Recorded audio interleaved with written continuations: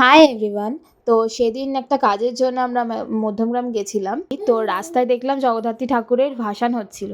তো আমরা তখন ছিলাম হচ্ছে পাতিপুকুর। তো পাতিপুকুর ঘাটেই বিসর্জনটা হবে। তো সেখানেই একটু এগিয়ে আমরা সোদপুরে দাদা বৌদি বিরিয়ানি খুঁজে পেলাম। তো যাই হোক ভাবলাম যে ঠিক আছে, এখানে একটা দাদা বৌদি আছে, তো খেয়েই যাই, একেবারে ডিনার করে তারপর বাড়ি যাবো। ওটাও দিয়ে দিয়েছিলাম। অর্ডার দেওয়ার পর এই দেখো আমাদের বিরিয়ানি চলে এসেছে। বেশ ভালোই ছিল, গরম গরম, ভালোই লাগছিল। তারপর আমরা যখন খেতে গেছিলাম তখন দেখলাম যে ভিতরে প্রচুর মশলা দেওয়া ছিল বিরিয়ানির মধ্যে।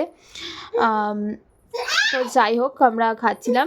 ওখানে মোটামুটি আলু সফটই ছিল। বাট ব্যারাকপুরের বিরিয়ানি আর এই সোদপুরের দাদা বৌদির বিরিয়ানি আকাশ পাতাল তফাৎ। মানে আকাশ পাতাল তফাৎ বলতে টেস্ট হচ্ছে একদম আলাদা। আর আমরা যখন গরম গরম বিরিয়ানিটা নিয়েছিলাম বেশ ভালোই লাগছিল। যখন একটু গরমটা কমলো টেস্ট একদম বিচ্ছিরি হয়ে গেল। তারপর যাই হোক আমরা কোনোভাবে কিছুটা খেয়ে নিয়েছি। ওখান থেকে বেরিয়ে গেছিলাম। বেরিয়ে বাড়ি ফিরতে ফিরতে তখন মনে হচ্ছে যে এত স্পাইসি ছিল বিরিয়ানিটা, আমাদের পেট পুরো জ্বলছিল।